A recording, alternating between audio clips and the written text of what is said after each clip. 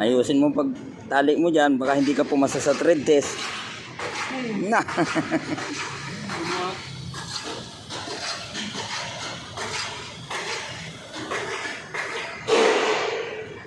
Ano, dalawa lang pala tayo narito sa taas. Oh. Walang iwa. Pakyaw na natin to lahat.